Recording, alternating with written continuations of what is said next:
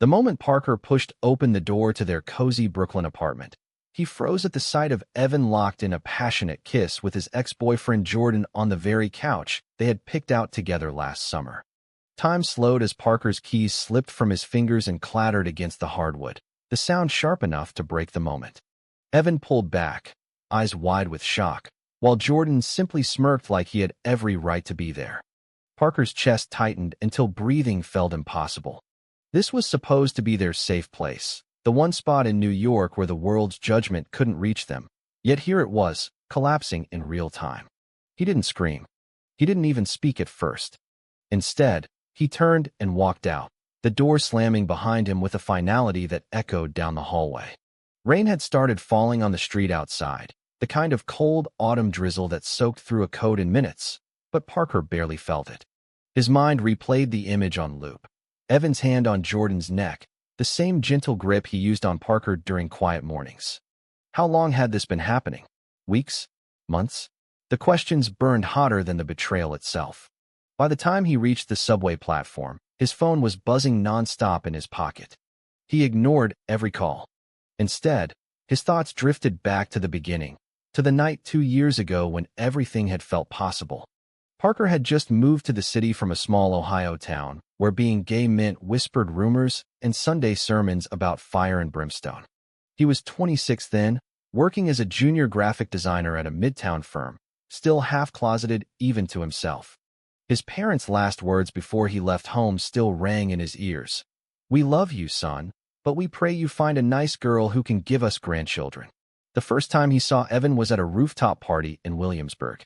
Evan stood out immediately, tall, confident, 30 years old, a corporate lawyer who laughed easily and carried himself like someone who had already fought and won his battles with the world. Their eyes met across a string of fairy lights, and Parker felt something shift inside him, like a lock clicking open. They talked for hours about everything and nothing. Favorite coffee shops, bad first dates, the way New York could make you feel both infinite and invisible.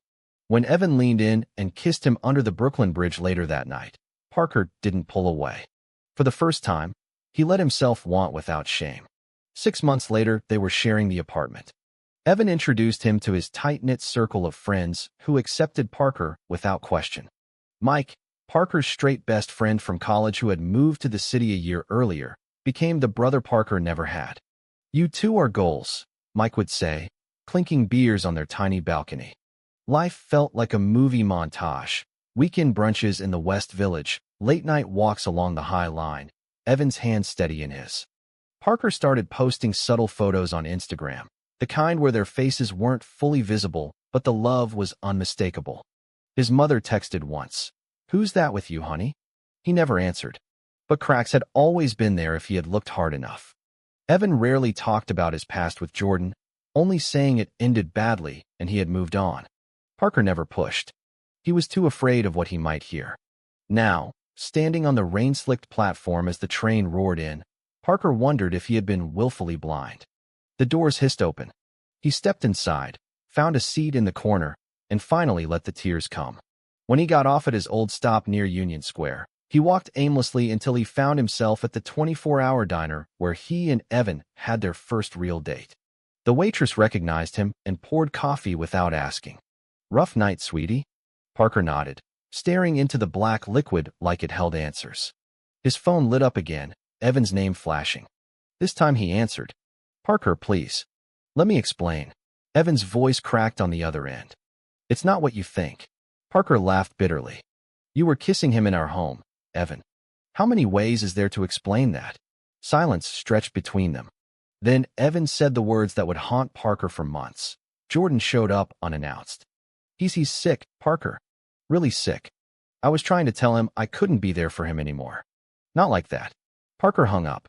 He didn't believe a word. The betrayal sat heavy in his gut like lead.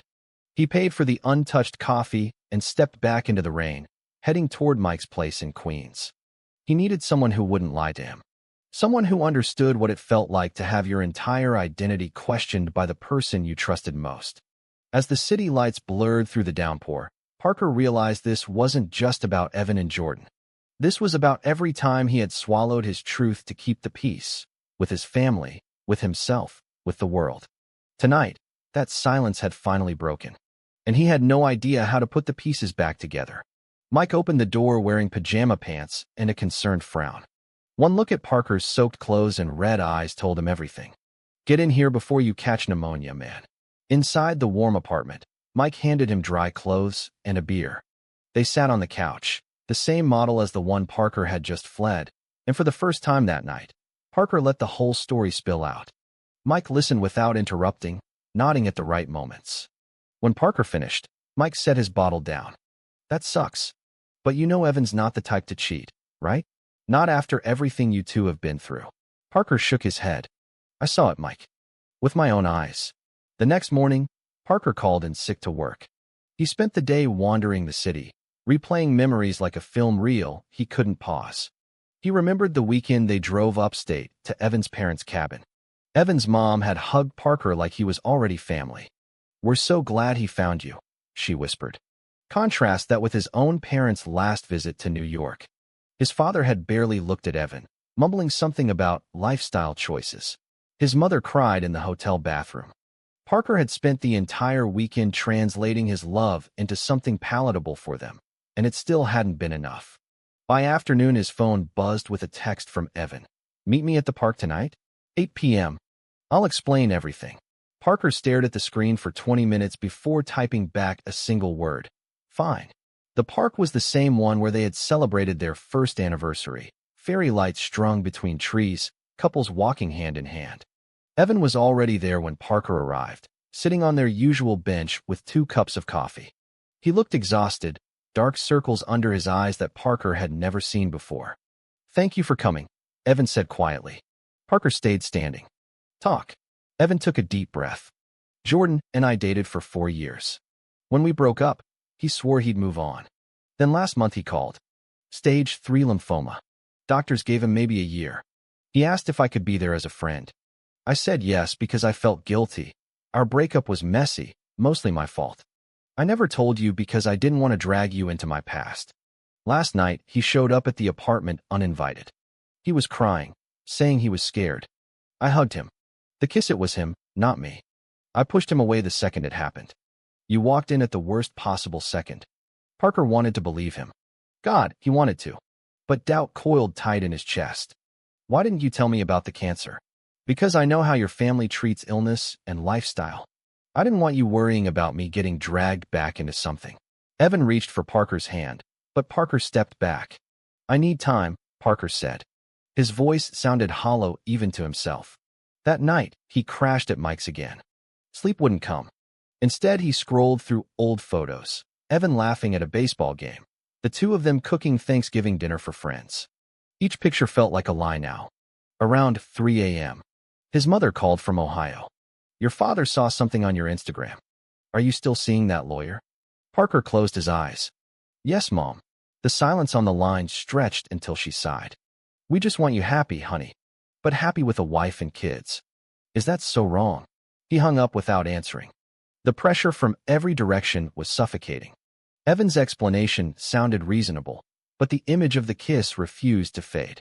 Parker realized the real problem wasn't just Jordan. It was that Parker had never fully trusted that someone like Evan could choose him completely. Not when the world, and his own family, kept reminding him he was broken. The next week passed in a blur of half-hearted work and sleepless nights. Evan texted every day, respectful but persistent. Parker read every message twice. On Friday, Mike dragged him to a bar in Hell's Kitchen. "You can't hide forever," Mike said, ordering shots. Halfway through the night, Parker's phone lit up with an unknown number. He answered without thinking. Jordan's voice came through, weak but clear. "Parker? Evan doesn't know I'm calling. I just wanted to say I'm sorry. He loves you. Don't let my mess ruin that." The line went dead before Parker could respond. He stared at the phone, heart pounding. Was this more manipulation or the truth? The conflict inside him grew heavier with every passing hour. He had come to New York to find himself, but now he felt more lost than ever. Monday morning, Parker dragged himself back to the office. His boss noticed the exhaustion immediately.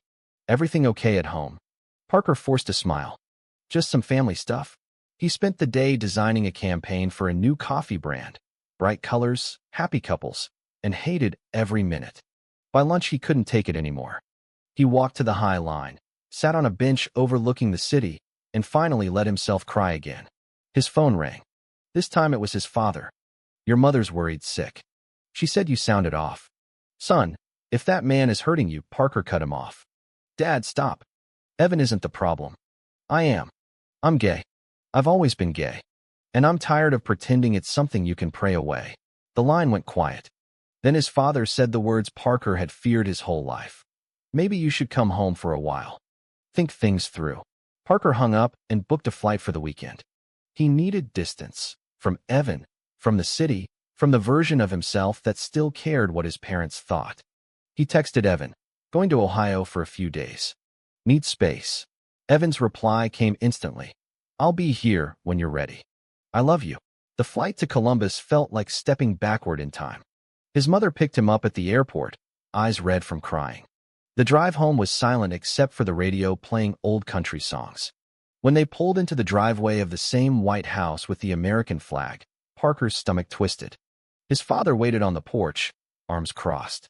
"We're glad you're home, son. Dinner was torture."